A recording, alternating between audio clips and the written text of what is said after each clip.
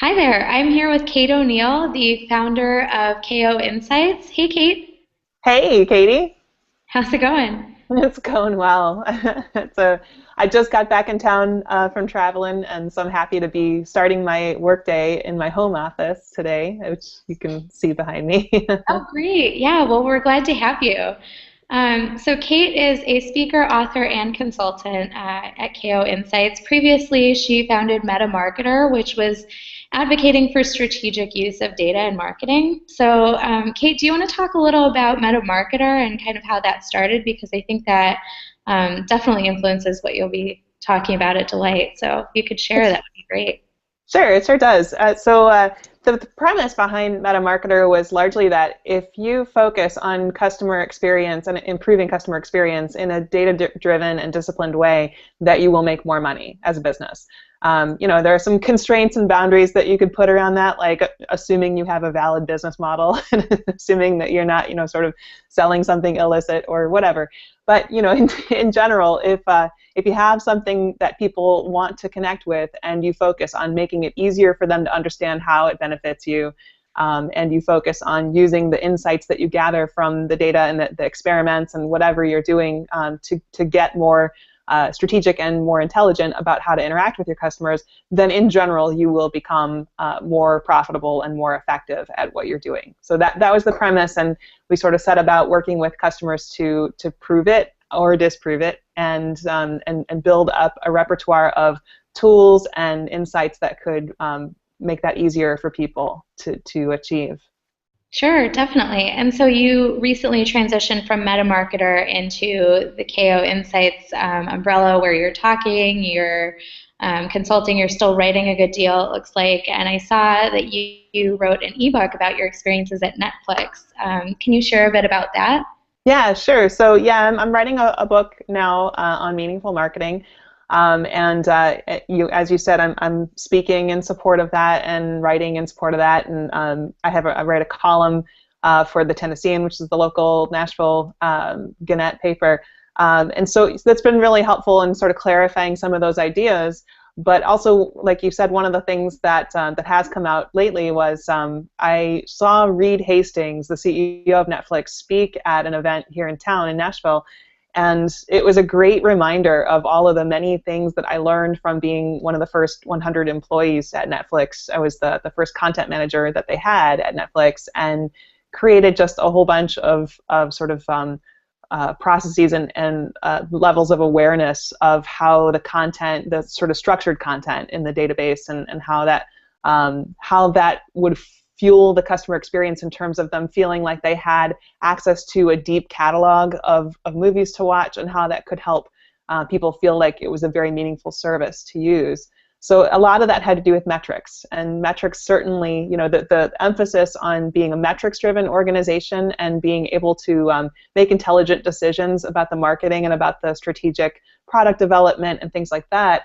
certainly influenced my thinking from then on. So this is in 99, 2000 sort of time frame, and then over the next 15 years or whatever it's been, that has stayed with me. That watching Netflix, adapt and be agile in response to their learnings from data was really informative to me, and really sort of foundational to me in thinking about how startups can do that, and how companies at any level can really improve their focus on meaningful metrics, and do things that align with what the company is actually trying to do in a more narrow, sort of focused, disciplined way, and that can still be fun.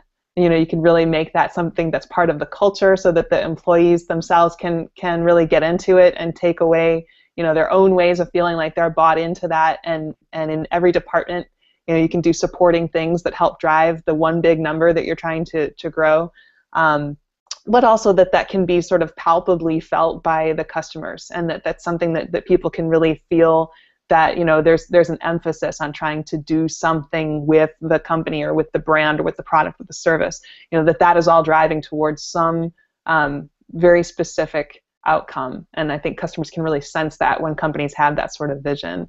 Some of the companies that you have represented in the speaker set, like Uber and Zappos and things like that, like they really seem to have that well understood as well. So that's going to be exciting to hear about. Sure, definitely. And to your point about just having some sense of discipline and real refinement about the way that they're using data to improve the customer experience, I saw that you wrote an article recently about being digitally sophisticated, I think was the term Mhm. that you used. Yeah. What does that mean to be digitally sophisticated? So digital sophistication is something that I saw happen, or I started to observe as a phenomenon when I was working with clients at Metamarketer, and we had a range of clients from startups to Fortune 100 companies, and across every size, this was a process that we saw come into play. So we started to observe a marketing maturity model, like a framework for assessing where companies were at in terms of their ability to use data and insights to adapt and more nimbly put marketing practices into place. And it's really an operational discipline, sort of an ability for companies to instill insights within their operation and grow around those insights. So what I noticed is that there's an ability for companies to think with empathy about their customers. That's one level. That's the starting point, sort of. There's an ability to build that out into experiences, so really to understand how to acquire people from, or potential customers from, different channels and different outlets, and really bring them in meaningfully into an encounter with the brand in some form, and then carry that through into a potential conversion or into some sort of meaningful interaction that has to do with engagement or some meaningful metric. And then to gauge effectiveness in some way, so that those things have been done in a way that they can be measured, that they can be improved upon, that they can be learned from. And so that becomes the model for overall iteration, so that you can do those things again and again and become better, smarter, and faster at doing those things. And so over time, efficiency becomes one of the metrics of that too. So to become truly digitally sophisticated, you are using empathy, you are building experiences, you are being effective, and you are becoming efficient at that whole iterative process of learning from the insights that come from trying to interact meaningfully with your customers, and developing good rapport and good intelligence about how you serve those customers and what your product actually does as a benefit to those customers. Sure. You do talk a lot about empathy. I've seen in past posts, incorporating empathy into the customer experience and humanizing the data and being responsible with the data. How Right. would you say your experiences? I mean, you've had very diverse experience across your professional background, of course, but how would you say your background has influenced the way that you're consulting businesses today to become more empathetic? Thanks for asking. It's a really long-standing interest of mine. I think I come into technology through language and linguistics, and that's something that I could never really resolve for a long time. Like, why on earth did I go from being interested in linguistics to being interested in web technology in particular? And the evolution of that has just kind of organically taken place. And so over time, what I've found is that the thing that fascinates me is how we use tools and technology to communicate with people and connect with other people and really create those meaningful interactions. And it really comes into play that language is about this ability, or communication is about this ability to understand what it is I'm trying to convey to you, what it is I actually convey to you, and what you actually hear out of that message. And so those sort of three meaningful parts of communication are metaphorically present in everything that we do in technology, in web interfaces, and all the customer experiences that we create. And so that's been a really profound thing for me to carry with me since that realization, is that that's an instrumental part of how I approach customer experiences and marketing in general. So I want to see a brand do well and a customer do well authentically, by connecting over what the brand is genuinely trying to accomplish and what the customer is genuinely trying to accomplish, and finding as much alignment there as possible. And then, just I've been through some personal loss and adversity that has really informed my focus on meaningfulness. Just the more I think resiliency is something that comes from overcoming loss and adversity, and that you really gain this deep perspective and this really really deepened sense of the importance of doing something worthwhile.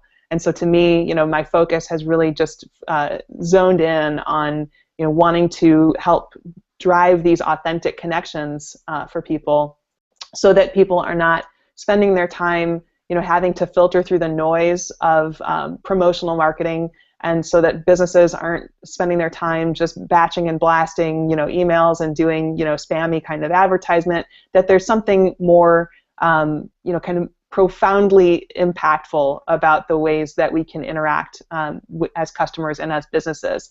That opportunity exists, and so that there's that really has become such a big part of my passion for my work, to help companies really feel that, and to help customers really experience that.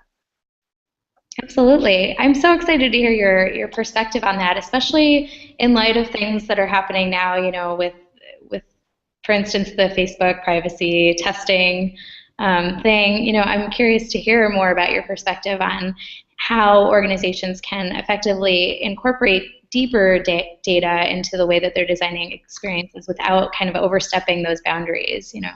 Yeah, that's such a good point. I mean, I wrote that in my last column for the Tennessean about the Facebook psychology experiments, and I just feel there's such a great opportunity. Oh, I also referenced the great Target scandal from 2012 of the pregnancy thing. Yeah, which if anybody watching this hasn't seen, feel free to go search for my column and read about it, or just search for the Target issue and read about it. But I think it's a great illustration of how there's so much transactional data that just kind of comes along for the ride with digital experiences, and companies have profound ability to harness that. And I think that there's an implicit agreement, sort of a social construct in how people use the web and use web services, that there is this kind of agreement, regardless of the terms and services, regardless of what it says in the legalese that nobody reads.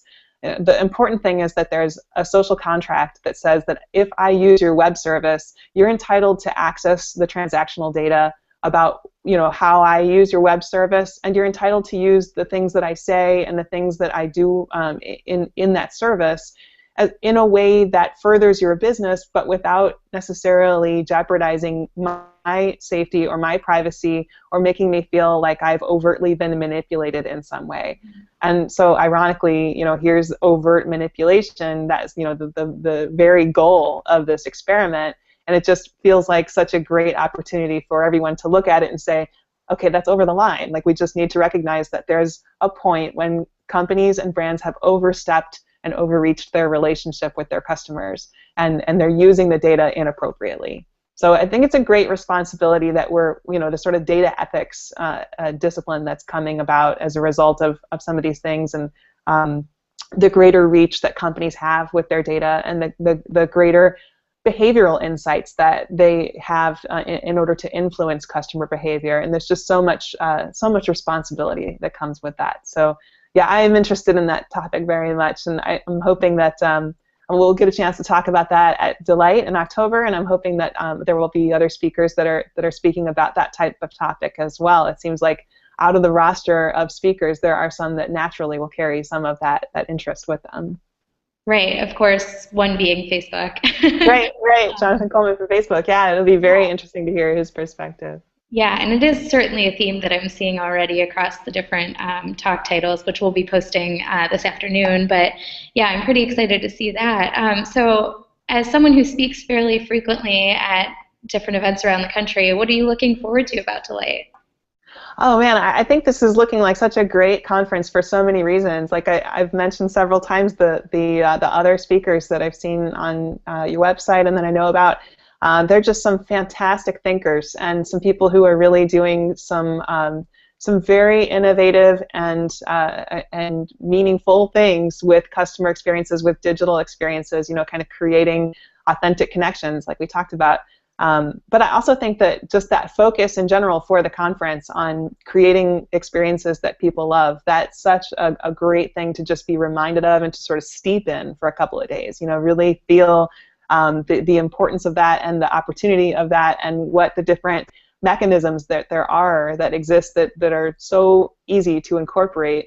That I think that's going to be a very, very good thing for attendees to take away. And then I also, every time I speak, I'm amazed at how much I learn from the attendees. I shouldn't say I'm amazed at it. It makes it sound so arrogant. But I'm saying, like, I think that's a thing that's underrated about public speaking and about conference speaking in particular.